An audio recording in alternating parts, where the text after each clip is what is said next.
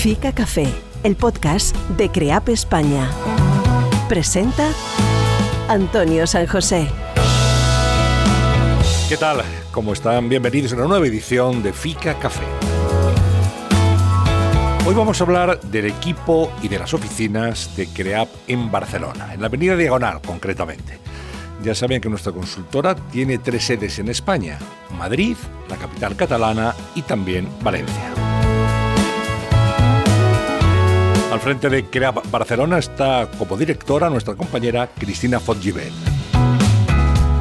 Cristina es licenciada en Periodismo por la Universidad Autónoma de Barcelona. Cursó un MBA en el IES Business School y tiene un máster en Relaciones Internacionales con especialización en Asia Oriental por la Universitat Oberta de Cataluña. Ha trabajado anteriormente en la consultora EY en Cataluña y escribió como periodista de sectores como automoción, salud, telecomunicaciones, farma y servicios en el diario económico Expansión.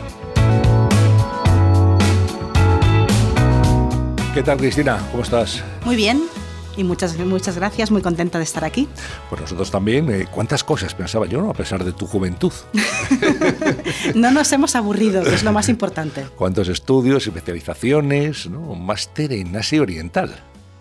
Hubo un tiempo, y también ahora, en que Asia generaba mucho interés a nivel empresarial, y es verdad que en un momento previo al inicio de mi carrera profesional, pues pensé, ¿qué puedo hacer? He estudiado periodismo, veamos allá por el 2006, 2007, qué puede generar interés, de qué se está hablando. Asia Oriental y en particular China estaba invirtiendo mucho en Europa, atrayendo muchas inversiones a España, y la verdad es que me llevó a decidir profundizar a nivel económico, a nivel relaciones internacionales en este universo, y la verdad es que fue un aprendizaje maravilloso. Sí, no podemos decir que sea una zona de futuro, sino que es concretamente el presente cada vez más, ¿no? Efectivamente. Desde la geopolítica hasta el mundo comercial. Absolutamente. Así que nada, bueno, ¿cómo recuerdas tu época de estudiante en Bellaterra, en el campus de Bellaterra? Con muchísimo cariño. Yo creo que la Autónoma de Barcelona en periodismo fue una de las cunas españolas del periodismo reglado como profesión y como formación. Y creo que de allí han salido magníficos periodistas en Cataluña. Y fue una maravillosa casa en la que aprender de una profesión que ejercí como periodista durante 8 años, ¿no? Con buenos profesores también. Totalmente. Profesores que ejercían activamente de la profesión también, que habían vivido etapas muy significativas para nuestra democracia, para nuestra historia como país, desde el 73, en el que, si no me equivoco, empezó la carrera de periodismo ahí también, con lo cual, bueno, pues un histórico y un pozo creo que muy bueno para una joven estudiante de periodismo y para iniciarse en esta profesión en el 2007, que fue el año en el que yo acabé la carrera y me incorporé profesionalmente al mundo del periodismo, ¿no? Te incorporaste a Expansión, sí. Un diario económico.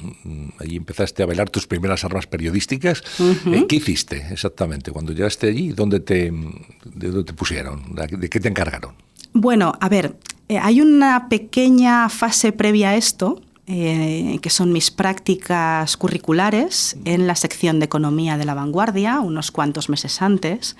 De hecho, fue de La Vanguardia precisamente de donde salté a Expansión por una referencia del que era entonces el jefe de Economía en La Vanguardia, Ramón Aymeric, que ahora lidera la práctica internacional. Y empecé con un pozo sólido en biotecnología, farmacia, salud, porque me había especializado un poquito en ello en la etapa previa haciendo mis prácticas, y de ahí salté a un ecosistema en el que, además, si os acordáis, en el 2007, muy prontito 2008, entramos en una crisis importante. ¿Cómo olvidarlo? En España, ¿no? Entonces, enseguida entré en un universo en el que hacíamos mucha reestructuración industrial, concursal, Sí, desde luego, ajustes de plantilla de todo tipo. Aprendizaje acelerado. Aprendizaje acelerado. No había otra. Bueno, expansión y después de ahí una Big Four, a EY concretamente. Efectivamente. Yo estuve 8 años en expansión. Durante esta etapa tuve la oportunidad de tocar muchos sectores empresariales. La verdad es que tener la oportunidad de conocer, aprender, familiarizarme con la realidad de diferentes tipologías de empresas, de sectores, de realidades, siempre ha sido algo que me ha interesado mucho. Y una consultora me permitía seguir haciendo esto. Desde la óptica de trabajar en la comunicación para una consultora, pero al mismo tiempo pues, potenciando la visibilidad de la consultora y su experiencia en sectores como podía ser pues, la salud, la automoción, la industria, también en un sentido muy amplio, ¿no? Pues todos los sectores que son referentes e importantes en Cataluña, me brindó pues, esa oportunidad de seguir haciendo algo que venía haciendo en mi carrera como periodista, pero al mismo tiempo conociendo lo que es una gran firma de referencia internacional, el trabajo de la consultoría en sí misma y cómo la posicionamos también en el mercado, ¿no? Tu llegada a CREAP se produce, Cristina, en el año 2019, ¿no? Pasas de una consultora, una Big Four como EY, a una consultora de comunicación más especializada, y en este caso, como es CREAP.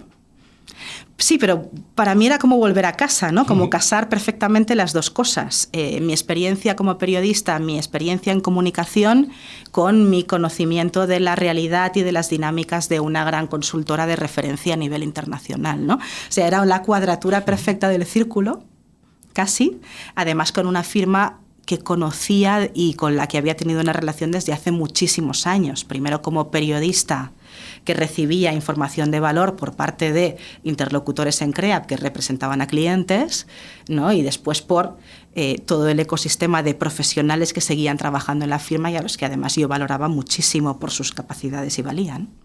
Sucedes como directora de CREAP en Barcelona a una profesional de amplia trayectoria y reconocido prestigio como es Teresa Lloret. Me imagino que habrás aprendido mucho de Teresa también, trabajando a su lado.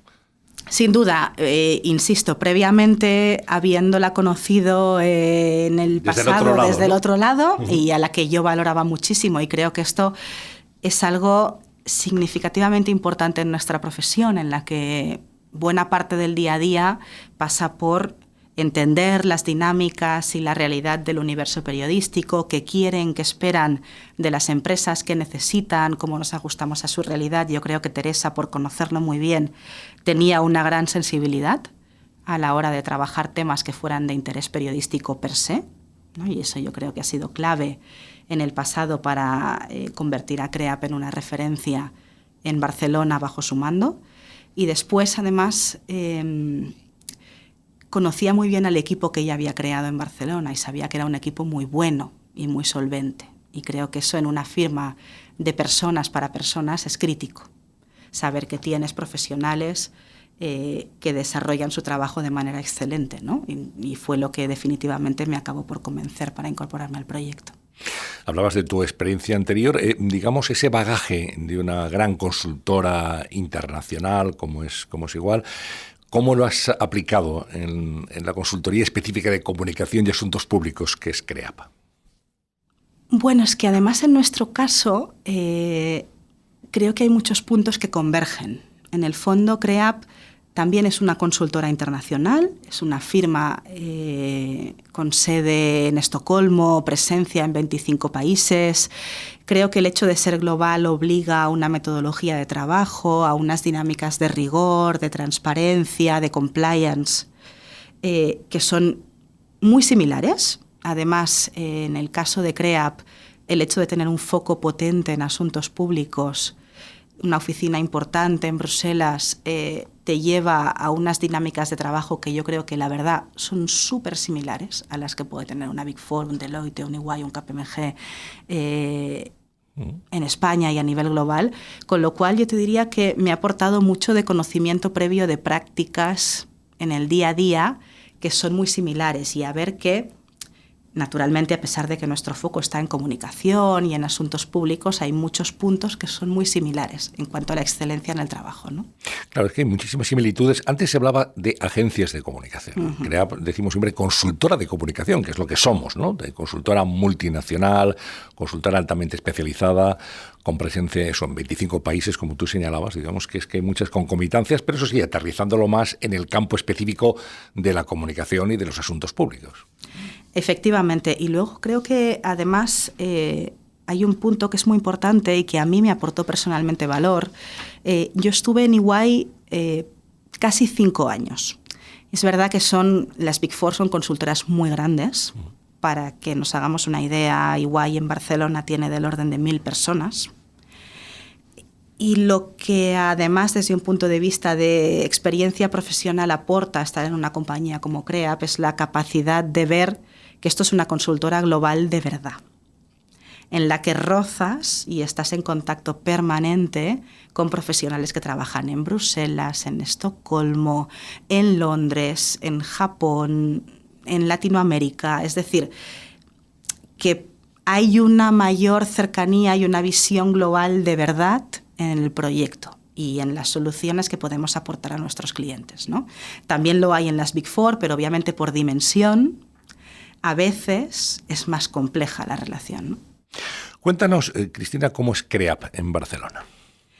Pues CREAP en Barcelona tiene un equipo de alrededor de 30 profesionales, 35 aproximadamente, repartidos entre las áreas de comunicación corporativa, financiera, digital y asuntos públicos.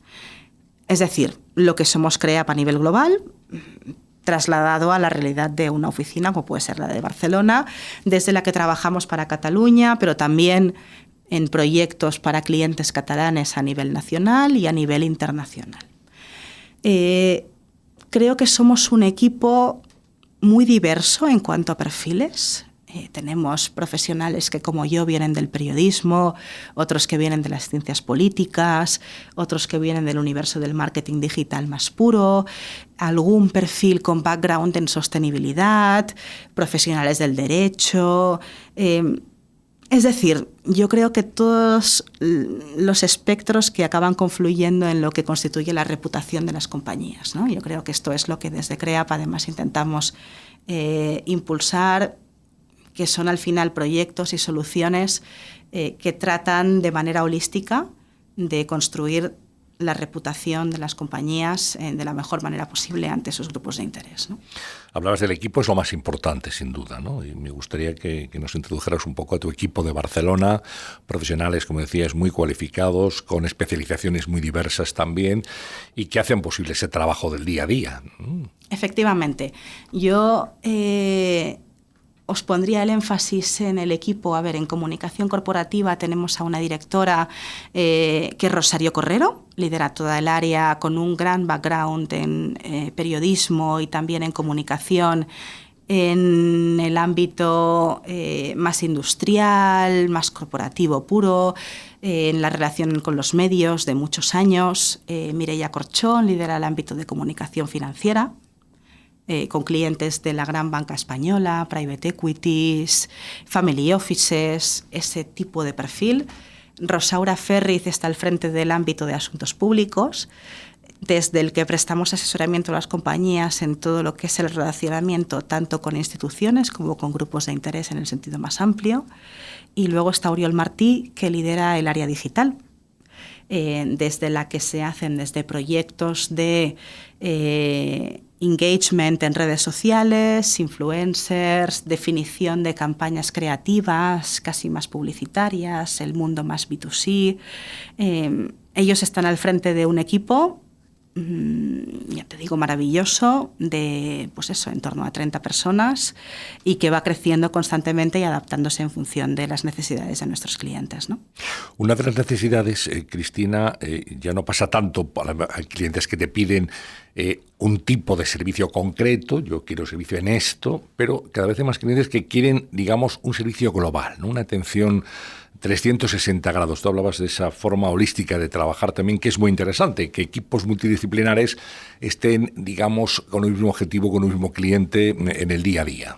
Efectivamente, es que además, Antonio, esto ha evolucionado mucho, ¿no? En el 2007, que es cuando yo entré en el periodismo, pues efectivamente estar en los medios era clave para trabajar la relación de las compañías. Lo sigue siendo, efectivamente. Es crítico, pero al mismo tiempo, pues trabajar bien tu presencia en redes sociales, monitorizar bien la conversación que se está traccionando desde ahí, y entender bien cómo las dinámicas en redes sociales a veces pueden generar climas de opinión que acaben cristalizando en opiniones y en comportamientos políticos, es crítico para nuestra profesión hoy en día, ¿no? Y eso lleva a los clientes a necesitar, desde un trasfondo de protección y mejora de su reputación, ¿no? A necesitar visiones más integrales, más holísticas, un poco diferentes, también en este mundo en el que todo es muy rápido, en el que de hoy para mañana todo cambia, pues poder generar un awareness, estar en la conversación es crítico, ¿no? Pues tener esta agilidad y esta visión más holística acaba siendo diferencial, ¿no? Para muchos de ellos, y a veces tienes que ponerlo tú sobre la mesa, ¿no? Porque el cliente percibe una necesidad, pero obviamente a veces no sabe darle una respuesta directamente, ¿no? Intuye un problema, y tener esta visión un poco diferente es importante para aportarle una solución, ¿no? Cada vez mayor demanda de asuntos públicos también. Efectivamente, porque y además en un contexto en que la regulación cada vez es más amplia y cada vez afecta a más sectores, y es lógico también, porque en el mundo en el que vivimos pues todo es más complejo, el universo digital acaba permeando en todo y acaba cristalizando también en más regulación, ¿no? Pues esa demanda de asuntos públicos, de cómo interlocutamos con grupos de interés de manera muy amplia, es importante. Y además, en un contexto como puede ser el español, en el que tenemos decisiones políticas muy relevantes a nivel municipal, a nivel autonómico, a nivel nacional, pues obliga a tener una buena relación y muy fluida con diferentes niveles de la administración pública que tenemos que cuidar, ¿no? Y que los clientes tienen que cuidar también. Los clientes valoran mucho el asesoramiento estratégico en cada una de las áreas por parte de los consultores de CREAP, pero también algo que preocupa mucho en la compañía, que es la cercanía, ¿no? La proximidad, el trabajar con el cliente en la corta distancia. Sí, y yo creo que eso tenemos la suerte, al tener las oficinas de CREAP en Barcelona y también en Valencia, de poder hacerlo ya no solo en kilometraje, es decir, estamos al lado, sino yo creo que en el fondo también forma parte de nuestro ADN como compañía, ¿no? Y efectivamente es lo que tú dices, ¿no? La cercanía es muy importante, ser capaz de ponerte en los pies del cliente, en su papel, entender bien el ecosistema en el que se mueve, quiénes son sus decisores, quiénes les afectan, cuáles son sus públicos, pues yo creo que es algo que tenemos todos muy interiorizados. Así que, desde luego, yo creo que tener esa cercanía geográfica es crítico, pero también creo que forma parte del ADN de todos los profesionales que trabajamos en la casa, ¿no? Entender que tenemos que estar muy cerca, muy pegados a nuestros clientes y ser parte de su equipo en nuestro día a día, ¿no? Para eso es muy importante también los proyectos conjuntos, ¿no? CREAP en Barcelona, con Valencia, con Madrid y con la red de CREAP Uruguay también.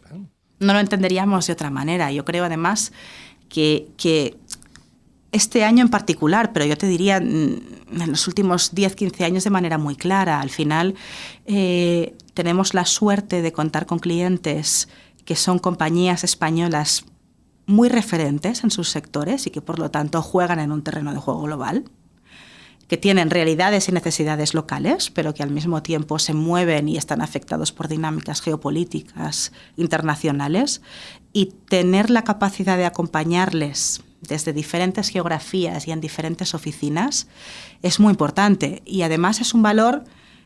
Y vuelvo al principio, muy diferencial nuestro, en el sentido de que, por ejemplo, este año hemos tenido algún cliente español muy líder en su sector a nivel internacional y muy impactado por lo que ha podido ser el conflicto de Rusia con Ucrania, ¿no? Entonces, tener de primera mano una experiencia muy buena, un conocimiento muy bueno desde nuestra oficina de Bruselas que le ayudara en la toma de decisiones, ha facilitado mucho la aportación de valor que le podíamos hacer en un contexto para el cliente de absoluta incertidumbre, también para nosotros como profesionales del ámbito, ¿no? Porque te expones a contextos en los que la realidad cambia de un día para otro, pero bueno, como que somos perfiles, yo creo todos súper comprometidos con lo que nos está pasando, pues con la voluntad efectivamente, ¿no? de aportar inteligencia y acompañar desde la cercanía en contextos muy complejos, ¿no?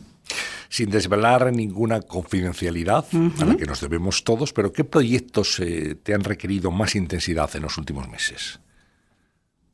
Pues yo te diría que efectivamente proyectos muy globales, de compañías españolas, pero también internacionales con intereses en España, que han requerido de esa perspectiva que yo creo que nosotros podemos aportar muy bien, ¿no? Como compañía, de entender la realidad que se puede estar viviendo en Londres, en Bruselas, en Suecia, en Ucrania, y que tenían un impacto en negocio muy importante. ¿Vale? Yo creo que ese es el tipo de proyectos en los que estamos, de compañías que entienden que la reputación y el cuidado de la reputación en un momento dado es un intangible muy tangible y que lo ponen en nuestras manos porque saben que es clave para la continuidad del negocio. Claro, un intangible tan tangible que en una conversación también en Fica Café, Miguel López Quesada, presidente de DIRCOM, decía, la reputación, ¿cómo se puede definir? La reputación es dinero, decía. Claro, es negocio. Efectivamente, y para compañías que son marcas globales, de manera muy nítida, porque se crea un clima de opinión, y volvemos a las redes, por ejemplo, muy contrario a tu marca, y olvídate, efectivamente, en el corto plazo, y luego reconstruir desde allí algo. Y sabemos que las reputaciones cuesta mucho construirlas. Y muy poco destruirlas. Efectivamente, ¿no? Entonces, protegerlas, intentar mejorarlas en un contexto tan líquido en el que decisiones o cuestiones que se toman a cientos de kilómetros de distancia te pueden impactar, es importante, ¿no? Y yo creo que además uno de los grandes aprendizajes que yo me llevo de este año es como dentro de esta complejidad ves primeras ejecutivas de compañías muy relevantes que lo entienden muy bien y que toman decisiones por principios muy bien asentadas, que no siempre tienen un número detrás, pero dices, oye, por principio tengo que tomar esta decisión porque entiendo que si no la tomo, pues mi cliente lo va a ver, ¿no?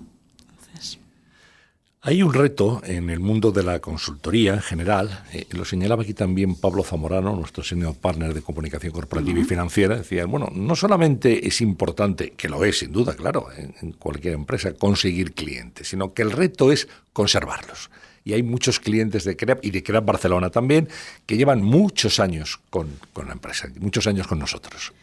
Efectivamente, de hecho yo creo que uno de los retos, y lo tenía aquí apuntado en las notas que me había tomado, anticipando lo que podía salir, ¿no? De cuáles son retos para 2023, ¿no? Pues yo creo que de manera muy clara ver cómo conciliamos el hecho de estar incorporando nuevos clientes, de estar creciendo, con proyectos nuevos que son muy ilusionantes para el equipo, con efectivamente consolidar la relación con clientes que llevan muchísimos años con nosotros, ¿no? Y confían en nosotros y que muchas veces necesitan de nosotros como agente externo la capacidad de verles desde fuera, de conocer el mercado, de conocer tendencias, de hacer las conexiones horizontales entre sectores que les permitan refrescarse, tomar decisiones nuevas, cambiar planteamientos, enfocar el futuro de manera innovadora, ¿no? Entonces, efectivamente, yo creo que uno de los retos clave que tenemos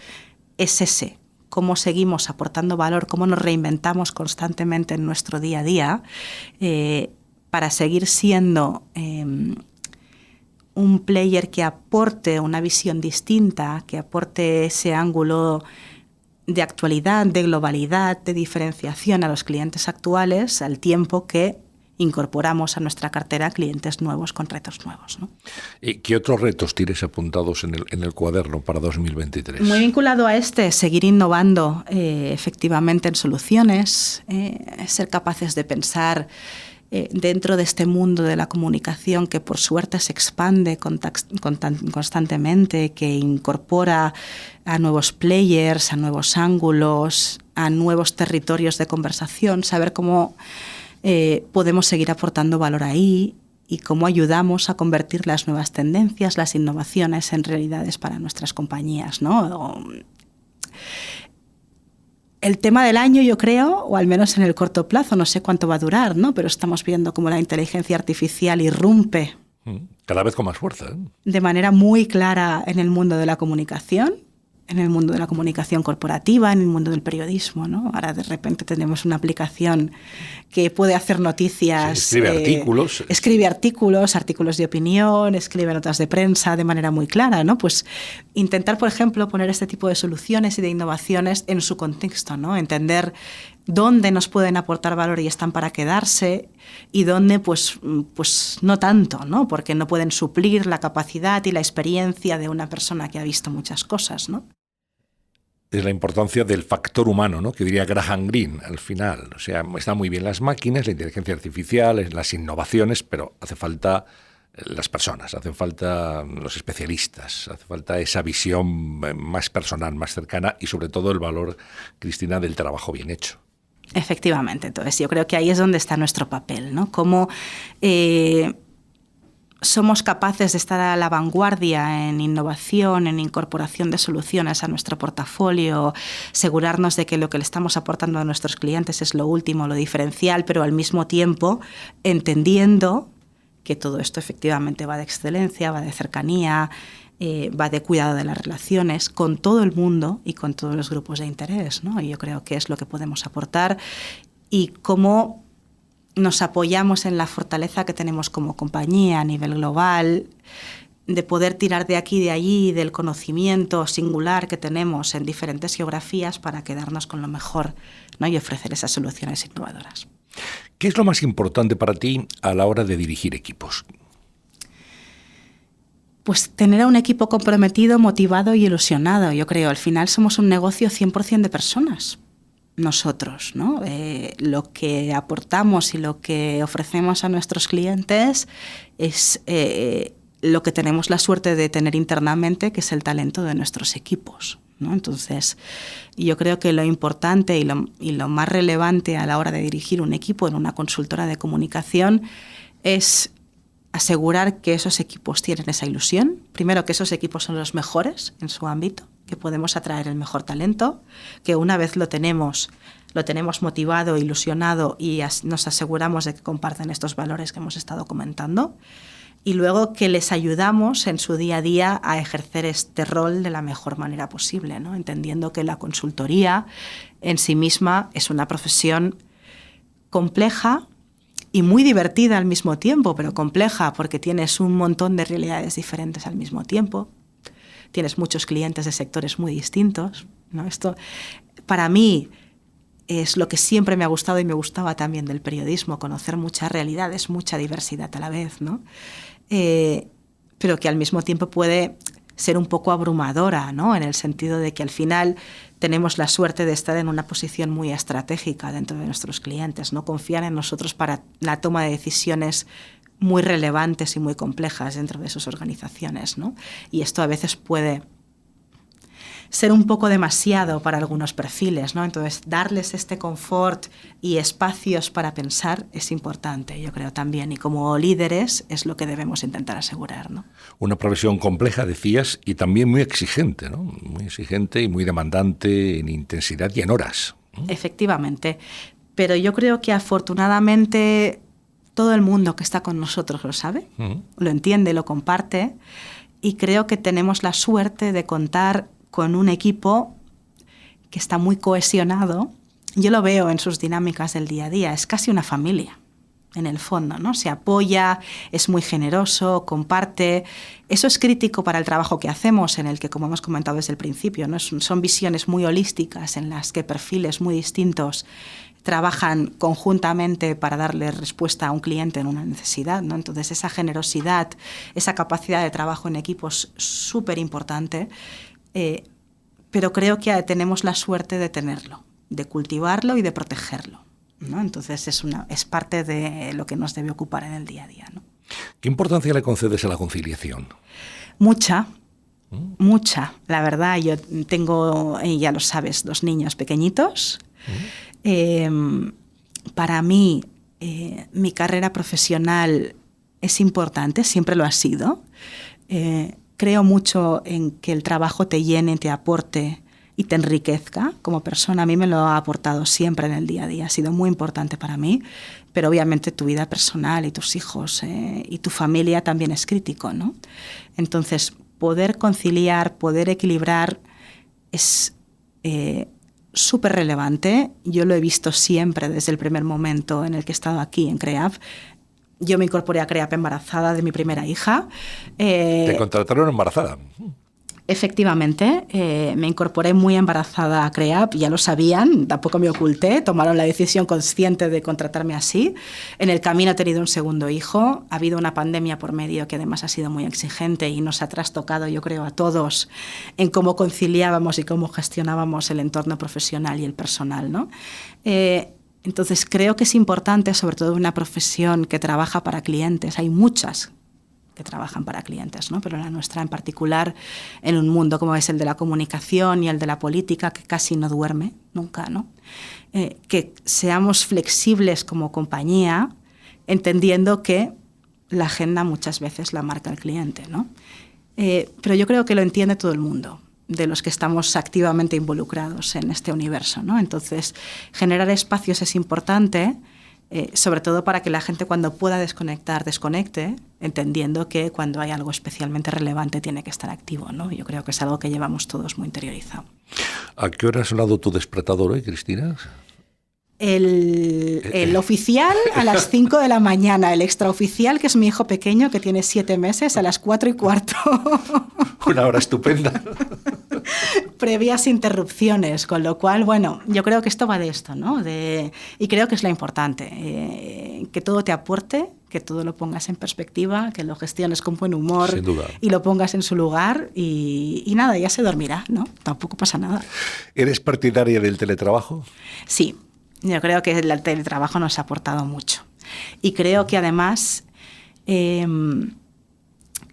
una herramienta que nos puede ayudar a pensar bien, si lo gestionamos bien. Yo creo que un equilibrio oficina-teletrabajo nos aporta mucho. Tener ratos para estar en casa, para pensar, para sacar foco del día a día, para sacar proyectos, es muy enriquecedor, del mismo tiempo que tener la oportunidad de rozar, de conectar, de estar con un equipo en la oficina aporta muchísimo. Yo, desde luego, como profesional que crecí en redacciones de diarios, no concibo otra cosa para un inicio profesional. Creo que es muy importante estar en contacto cercano con las personas. Creo que eso te da muchos aprendizajes por osmosis muchas veces y además te ayuda a generar vínculos, a generar culturas, te apoya mucho. Pero luego creo que también tener esos espacios de reflexión, de conciliación, de estar en casa, es algo que la pandemia nos ha traído a velocidad de vértigo. Creo que ya estaba antes, estaba por llegar. Yo cuando estaba en EY ya teníamos teletrabajo instaurado, previo a pandemia. Entonces, en el mundo de la consultoría estaba por llegar, estaba ya instaurado, ¿no? En las grandes compañías. Y el COVID ha sido un catalizador realmente, ¿no? Efectivamente, y creo que es un equilibrio muy bueno para todos, ¿no? ¿Qué aficiones tienes? ¿Qué es lo que te gusta hacer en el tiempo libre? Me encanta algo que veo muy remoto ya, que es leer libros. Lo veo muy remoto porque no tengo tiempo el fin de semana. La verdad es que el fin de semana ahora mismo en mi realidad son mis hijos y lo que ellos quieran hacer, ¿no? Pero yo tengo la suerte, yo vivo en Castelldefels, eso está a unos 20 minutos de Barcelona aproximadamente, muy cerquita de la playa, todo lo que puedan ser paseos por la playa, deporte en el paseo marítimo. Tengo pendiente, si ahora puedo, de cara a la temporada de verano, retomar el windsurf, ¿Ah, sí? Que es algo que hice hace un montón de años. Estoy intentando captar a mi marido para que se una a mí, tengamos un ratito el sábado por la mañana para hacer cosas sin niños, que creo que va a ser importante también. Entonces, eso me encanta, me gusta mucho visitar museos, el universo cultural, tanto de Madrid como de Barcelona, como desplazarme fuera, hacer pequeños viajes, es algo que quiero recuperar. Londres, París, me gusta un montón. Y nada, lo normal, estar con mis amigos, conversar, descubrir restaurantes. Básicamente, esas son mis aficiones, cuando tengo un poquito de tiempo libre. Bueno, pues para terminar quería preguntarte cómo veis el panorama de los medios de comunicación en este momento, y específicamente en Cataluña. Muy cambiante, la verdad, pero creo que ha sido una tónica habitual en los últimos años. Yo veo mucha ebullición de nuevos proyectos, veo mucho movimiento de profesionales, también veo a los medios con mucha voluntad de adaptarse a nuevas dinámicas, a nuevas realidades, muy inquietos, muy interconectados. Así que lo veo, la verdad, con mucho optimismo. Yo cuando entré en la profesión en 2007, alguien me dijo, al papel le quedan 5 años, no le quedan más. Estamos en el 2023, seguimos teniendo papel, con lo cual esa profecía no se ha cumplido, pero sí que vemos muchísimas otras cosas, ¿no? Entonces yo creo que va de eso, de mucha diversidad, de mucha capacidad de adaptación, de muchos nuevos proyectos, muchas plataformas, voces muy dispares y muy diversas, que todas ellas se enriquecen, y creo que ese es el ecosistema que tenemos, ¿no? ¿Y las redes sociales? Acompasadas a todo esto. Tenemos grandes influenciadores periodísticos que están muy activamente en redes sociales, voces en redes que enriquecen la conversación mediática. Entonces creo que esto es una amalgama que se entremezcla y que en su conjunto aporta una visión muy global de lo que es la comunicación y la conversación y la opinión pública, ¿no? Conversamos hoy en Fica Café con Cristina Fontgivel, directora de CREAP en Barcelona. Hemos conocido más de ella, de su equipo, de cómo trabajan allí y cómo están muy cercanos al cliente y muy presentes, casi como socios con él, que es de lo que se trata. Cristina, muchísimas gracias. Gracias, Antonio, ha sido un placer. Un placer tenerte aquí y un abrazo muy fuerte para todo el equipo, para todos los compañeros de Barcelona. Igualmente. Gracias a todos por habernos escuchado y nos encontramos en otro momento, en otro episodio de Fica Café, podcast de CREAP España. Hasta la próxima. Fica Café. Nos une la comunicación.